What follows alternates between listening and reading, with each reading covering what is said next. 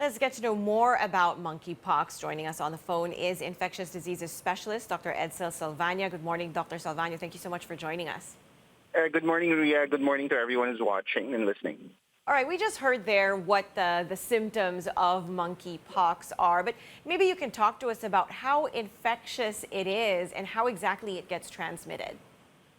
Right. So monkeypox is actually something that looks a lot like smallpox and even chickenpox. And so it can be transmitted by droplet and it can be transmitted by direct contact. It's not as contagious as COVID, certainly, and it is not efficiently transmitted between humans. It isn't very deadly unless you have comorbid conditions. When I was training in the United States back in 2003, we had an outbreak of monkeypox that was transmitted by prairie dogs, and they were able to contain it. And so I think that the usual things that we do in terms of contact tracing, right now everyone's wearing masks. It is something that needs to be investigated, but I don't think it's on the level of COVID. All right, so you don't think that we need to close our borders or, increase the minimum health standards because of this?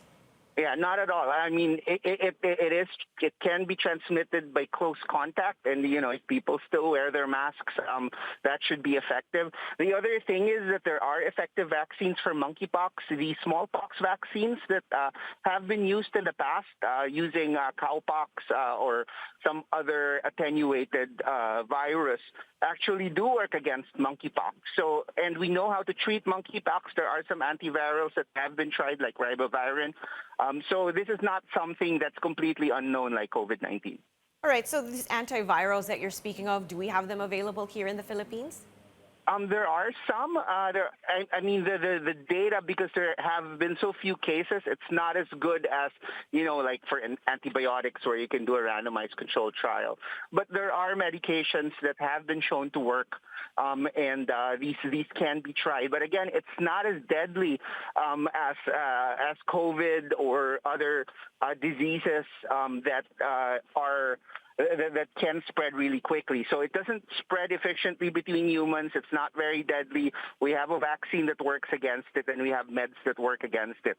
Certainly, we have to keep an eye on it because it is unusual for this many countries to report cases. But at the same time, it's not a complete unknown. Okay, no, you were talking about how it's transmitted. It's not as contagious as COVID, thankfully. But, is it something that you can catch from somebody who is a carrier, or do they need to be manifesting symptoms in order for them to be contagious? Yeah, well, at this point, it's not very clear. We don't know as much about the transmission. We think it's a droplet just the same way that some other viruses are transmitted. But again, it takes a lot of contact, like close contact. It's not fleeting contact like with Delta and Omicron, where you just pass somebody by if you're not wearing a mask. You can get infected. People who have been traced to have gotten monkeypox usually do have some sort of close contact with the person that gave it to them. Great. Doctor, can you talk to us a little bit about prevention? How do we avoid catching monkeypox if ever it does come to our shores? Well, in general, again, what we're doing right now for COVID, wearing our masks, is actually very good for preventing droplet transmission like monkeypox. And again, it's not as contagious as COVID. On top of that, in general, because right now we don't know so much about. There's so few cases.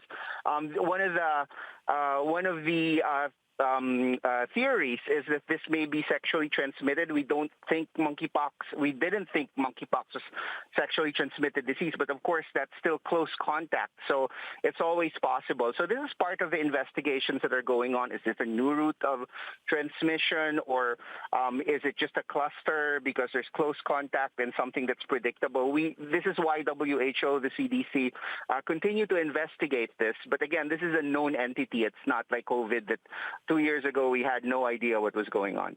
Right. And who would you say are the most vulnerable populations? You mentioned earlier that, of course, people with comorbidities are at risk of a more severe disease. But is this something that is more likely to hit kids or the elderly more severely? Well, not necessarily. I think the caution for elderly and for frail people who have a lot of comorbids is really that their immune systems are relatively compromised and that the disease can take a more severe turn. But this can infect healthy adults as well, but they usually just shake it off. And everyone that we had in our hospital survived when I was training, and there haven't been too many fatalities that we're aware of, except again in people who already have pre-existing medical conditions. Doctor, do you think it's just a matter of time before it comes to the Philippines? I'm not sure, actually. There are very few cases. And again, but when you're looking, you're more likely to find something. So, we'll keep an eye on it. This is something we can diagnose with the whole genome sequencing. It's not a usual test that we do, but and it can mimic a lot of things. It can look like chickenpox. It can look like herpes. It can look like other viral illnesses that cause a rash. And so now that we're aware that this is going around, then, if it doesn't respond to our usual treatment or it behaves differently, we can certainly do some molecular testing so we can find out if it is monkeypox. All right, doctor, let's talk now about the new Omicron subvariant. So far, what do we know about that? Well, what we know is that so BA 2.12.1 last week was confirmed to have been locally transmitted, but not yet in the community. And this new one, BA 0.4, is actually the subvariant that's going around in South Africa right now, along with something called BA 0.5. BA 0.4 and BA 0.5, they think, with the mutations that it has, is probably more contagious than BA 0.2 by about 20 to 30%. There's no evidence it's deadlier. It might be able to evade the vaccines a little bit more efficiently than BA 0.2. But in general, what we're seeing is this is in one traveler, and I'm actually talking to DOH about whether this traveler is vaccinated or unvaccinated. From what we know, the traveler was asymptomatic, had a negative test on before he left for the Philippines, but then was asymptomatic but tested positive on the 5th day of arrival.